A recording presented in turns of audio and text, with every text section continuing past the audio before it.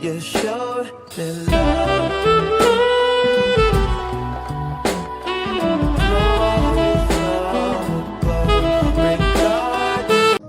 Assalamu alaikum, my name is Fatima Ali Safri and welcome to another delightful episode of Karak Scene. Karak Chai with Karak Baatein. Today we have a remarkable guest for you. She does not only bring sweetness to our lives, but she turns wheat flour, millet and jaggery into pure magic. So let's dive in when we talk about home business with none other than Feda Rangwala. Thank you so much, Feda, for taking out time for us. Thank you so much for having me. So, Feda, tell me, how did your parents describe you as? So, growing up, I was pretty independent. So, my parents sort of had, less of a worry about me also. And they were like, yeah, you can do it by yourself. I was good at studying by myself. I was a bookworm. Like, the one thing that did have a problem with me was that I'd stay up nights under my covers with, like, any kind of light that I would find. Or I had this MP3 and I would read all throughout the night. And in the morning, I'd have bags in my eyes. And yeah, so that was one thing that they were like, Farida, buzz, stop, Lovely. So, when growing up, when the teacher had asked you in school, what do you want to become? So, what was the answer? So growing up, I think there were only 2 or 3 options. So there was teacher, doctor, and I was like, doctor is too much studying, teacher. That's it. So for teacher, we would raise our hand. And what I actually wanted to be was a librarian. So I knew I could sit in a library, read, give people, book recommendations. Feda, as per your qualification before marriage, you were working in HR and admin. Right. And how was that experience? And did you continue your job after marriage? So before marriage, it was more like odd jobs. I did whatever I liked. In admin, I was there for a little while. Then I did a little bit in HR also. I wanted to do HR only. Post marriage also, I thought I'll work in that only. I conceived pretty much in the first just the 1 year, and I conceived. And I knew that after that, the focus has to be on not just on me, on my baby also. And I knew that the timings are not going to be suiting me. So I had not thought what, but I knew I wanted to do something. I'm not going to, be one of those moms who's just going to do, stay at home and stuff. Because my mom's been working. My mother-in-law was also working in her life, in her small capacity. Yeah. So I've been around these very inspiring women, and I knew that I wanted to do something. What? I had no idea. So once my son was born, I concentrated more on, getting more nutrition in it, as, these kids are more pickier in the earlier part. And your whole day is focused on getting some meals in them. So then I started looking at labels and I thought, I can try and make this at home. So I would look up recipes, and since nobody was teaching whole wheat flour baking, I would turn them slowly. There were a lot of disasters. I know I baked a whole batch of ragi cookies and I was like, because ragi cookies, really? Yeah, because my first attempt was, I didn't realize all of the things that I had not added. So then slowly, and since my son was not really, he didn't know the real packaged items so much. So he was fine. Like, he liked them. And I was like, yay, my son is eating. So then slowly I started incorporating more healthier flours. There was ragi, because it's very good for you. It has a lot of calcium. Then I started adding jawar, which is amazing for your gut health. Jawar? Yeah. And so then I slowly added more flours into it, and I started replacing the oil also, because what we don't realize is that cake has a lot of oil in it, refined oil, which is not good for you at all. So then I swapped that out with extra virgin oil. Then I use jaggery, and everything that you change in a recipe, the outcome is going to change. So you have to be prepared for a little bit. Of course, and I'm sure the outcome is going to be like, wow. In the earlier days, it was not. It was a lot of trial and error and all. So, Feda, talking about healthy living and lifestyle, now we know that what is the inspiration behind your gut healthy, guilt-free treats. Right. Tell us how it started. So the very first thing that I sold was, I made these granola bars that I saw online. Then I tweaked it a little bit, and I ended up making a lot. So with healthy recipes, you tend to, make a lot more than what they show you. And I had a lot of granola bars. So I put them up on my friends groups and stuff, and everyone was interested. Actually, people started buying them, and the reviews that I got were very good. So then I thought, and one of my friends were like, yay, you've started, it's amazing, because I'd done a little party and they loved all of the things that I had done. You made these granola bars for a party? For a party, I had made all of these desserts, which they loved, and because of the look and all, they really liked it. And for the granola bars, they really loved them. So then I slowly started baking and putting them up on my, WhatsApp groups and stuff. and some things went very well, and I realized the healthier things were going a lot more. And since that is what I was used to baking anyways, I thought, this is something that I should do. So that's how I started. Feda, tell me, what are your best-selling healthy treats? So some of my best-selling treats are my brownies, which I made with either the gluten-free flour blend or whole wheat, and ragi oatmeal chocolate chip cookies. These are they sell like hotcakes. So I always have to have some in my fridge because they sell out really fast. Like I know there was this week where I was constantly making the same dough, and I thought that's it, I'm making more. So yeah, these two things are going out the most. And then now I've started adding more millet cookies, and those are also really appreciated by everyone. Feda, now then you started getting a lot of orders, and there was a proper small business created. Yeah. Started. So then obviously it involves a lot of things. Then there's packaging, there's a lot of baking involved. How did you manage all this? So the first few things taught me that I need prettier packaging and all of those. So I started looking up online, and my husband was really supportive with this part. So my dad and my husband and my father-in-law, they were my delivery people in the beginning. So that was one thing. Then my husband used to find out all of these cool places for me to check out packaging. And if there was a packaging place, I would be lost inside for an hour. So he would take the kids and just sort of roam around a little bit. So and I started hoarding all of these packaging that I really liked. So that was one thing. Then came the storing part. So first I got these really cool boxes so that it looked a little bit aesthetic in my room and not like, there's an explosion of boxes. So you customized everything? The packaging and all? Earlier, no. I'd gone to a trip for my cousin's wedding in India. So over there I saw all of these packaging, these beautiful packages, which some I still have. So I went nuts and I bought everything that I liked. So from India? Yeah, okay. Some were from there. And then I started looking, because it's not going to be possible for me to get from there every time. So then I started looking locally only. And there's like this whole cupboard in my room that's just for storage, which came slowly as more and more customers came, more and more storage space was needed. Right. So then one thing was added. A small fridge was added in my kitchen. So Feda, let's talk about digital marketing now. And how do you use social media to sell your goods? So when I started with Instagram, I'm kind of a dinosaur. You need to know this about me because I don't know anything. I never used Instagram as much as I do now before I started my page. And a friend of mine, Maria Manasawala, she has this whole page and she's dedicated towards, small business owners, and she helps us grow on Instagram.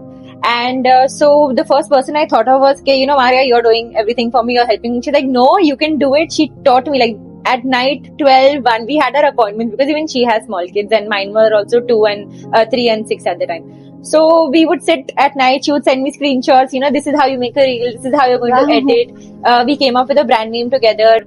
There's something that I do, it's called Idea Kitchen, where I give some tips and tricks on how to add more millets and more healthy things into your kids' diets, your diets.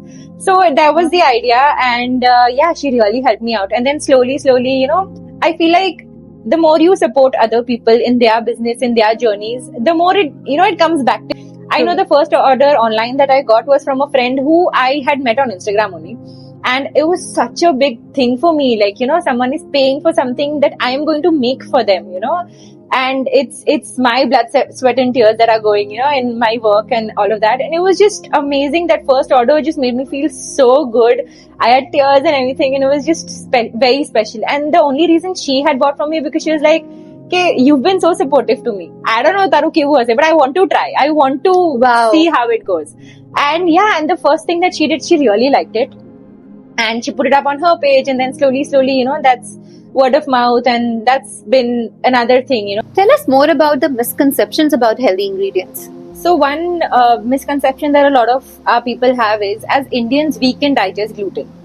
And the fact that gluten-free is, it's a Western concept and stuff. It's not. Our grandmothers, they all used to have ragi, jawar, bajra. And they were had seasonally. Like jawar was for summers, ragi was more, for a new mom, bajra also for a new mom, So all of these flours played a very important part of our lifestyle. What happened was in the 1960s, because of poverty and stuff, the government in India, they handpicked 2 grains and they were like, that's it, mass produce these. Because all the other grains take a while, they take less water. Okay. They are good, very good for you. But the thing is, because of the poverty, they were like, only these 2 grains we are focusing on. So that's how we only stuck to rice and roti. So that's all we eat now. But the thing is, like my nani used to make ragi ki roti, jawar ki roti, bajra ki roti. My mom has had bajra roti, when she was feeding me, and that's what a lot of new moms are told now. Right. But this was a practice in our homes. True. Now there's a movement, we're going back towards it, but it's taking time. So a lot of people think, no, gluten free is only for them. It's not, but it's actually healthier for you. It has more fiber, it is clean, it's better for your gut, it's better for your bone health also.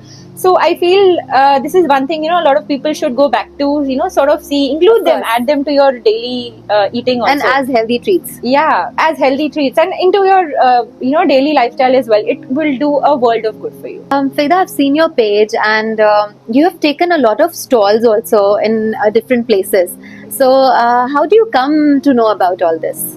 So the first stall that I ever did was in Masakin, and a friend of mine was like, "You've started your page, and Right. there's only so much that you're going to grow by advertising online. What you need to do is go out, sell in front of people." And very graciously, she had a whole stall. She gave me a corner, and she's like, "I don't want it to be expensive for you also, because since it's your first time, and not a lot of people know about you. So she's like, take this corner and sell whatever you can. Just get enough that That's so supportive. It was very sweet of her, and so yeah, we did it. And the thing is, she So said that was the first stall, yeah. And how did it go? It was good. It was really good. And the thing is, the plus point that I feel at the time was people came to see her jewelry. So while they were seeing her jewelry, obviously I annoyed the crap out of them. I was like, no, bye. Right. So some people took it, and it was in 1 second. So people went home. They liked it. They came back to me. They gave me amazing reviews. And they came back. Okay, I want this again. If you still have it, please keep it for me also. So that feeling was such a rush that, wow, this is just, it something like this happens. And then I met a lot of very cool women-owned businesses online also. You talk, you support each other online, a simple heart on their Right. picture is not going to do anything, but it's going to, show them a little bit of support, and then it comes back. So then I made friends online, and they were like, this is another market that you should do. I'm taking a stall over here. Would you like to share with me? And then even I know, like, if I'm doing stall over here, I tell my friend. Obviously. So this is that's- how you came to know about Al-Barari? Barari also. So a friend of mine did stalls there, and she's been doing it over there every year. And she's like, it's an amazing opportunity for you to branch out, meet new people. And the people who come to this specific Al-Barari one were a lot of these Westerners, and their ways and everything is very different from us. So I had gone in blank, like I didn't know what to sell, how to do it. I just knew, okay, this is it. And the person in charge, he told me, yeah, we don't have anyone doing healthy treats, so come, because a lot of parents prefer healthier stuff. Right. So it was good.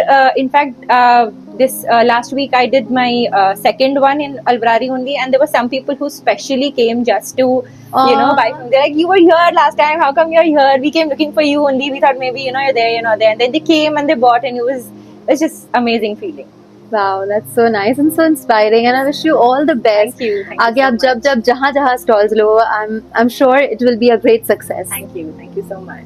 Feda, how do you manage the delivery aspect of your orders? So earlier for delivery, what I used to do is my dad, my brother, my father-in-law, and my husband. These are my 4 delivery people, and they would take it to Dera, or they would drop it off to the people concerned, their shops, or my dad would send someone to people's house also. There was this one lady who came back to me and said, "Tamara abba hai, to yahan tak mane." They brought it to me here also, and it's pretty far from my dad's shop. And I was like, I'm really grateful to them. And then slowly, I also drive. So slowly, I would, manage the deliveries in a way that on my way, picking the kids up from school, I would do the delivery. And then slowly, we started branching out, going to far off places. I've gone to JLT to deliver. I've gone to Dubai Greens also to deliver once.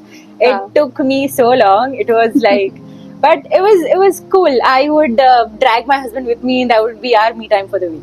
So that's what we did. I've taken my kids also now. At this point, my kids are like, no, we're not coming for delivery. We're done. Just drop me at Nani house or something like that. And then slowly I found out about these applications, and there's this new service called Porter also, and they are pretty convenient also. So then slowly there's Kareem delivery also. If they can afford it, then yeah, I suggest those also. So those things have really helped. Now let's play a game, Feda. What comes to your mind when I say flour? Ragi? Yeah, it's one of the most healthiest flours. Of course. Thank God you didn't mean flour, right? No. Travel. The last trip I did was Azerbaijan, so that's what comes to mind. Baku. Great. Own bakery. Inshallah, very soon. It's the dream. It's a dream. Inshallah, inshallah. Time. I'm always short on. Always short on. I feel like time is always slipping. Beauty. My mom. Ah. Desire. Uh, Desire. I just hope that I am enough of a role model for my kids also, and You are, so mashallah. so growing up, I've seen my mom do all of these things. She'd make our treats also at home. And so I just hope that they remember all of these things. You are and not definitely just- a role model for everybody who's watching you. So I have a whimsical question for you. So if you could have coffee with anybody in the world, who would it be? Wow. Anybody? Shah Rukh Khan. Shah Rukh Because Khan? I have had this Wow. lifelong crush on him. I know I had these huge posters of him in my room, and my parents were like, "Hello, you can't have this in my room," because we were sharing. So I would hide his posters in my cupboard, in my all of those. And even right now, he's the one person who I mean, if he's talking, I'm just listening and I'm just sitting. Feda, as we wrap up, is there any specific advices you would like to give our viewers who are now, they want to start their own business? I feel like you shouldn't be, don't be pushed around by the fears in your mind. Just let the dreams that you have, just, lead with them. You are more talented, more smart, strong, and you can achieve anything if you just push yourself a little bit. I know my journey has been, there have been a lot of tears, late nights, a lot of, mishaps and everything. And everything helped me learn and grow. And I feel if you push through all of those things and find a little bit of support in the world, you can shine, and that should be your goal. Feda, whatever you said is so inspiring. And thank you so much for taking out your time for our listeners Thank today. you for having me. And guys, if you enjoyed today's episode, please like, share, and subscribe. And please follow Better and Karak Scene on Instagram. This is me, Fatima Ali Safri, signing off. Ma You salama. showed me love.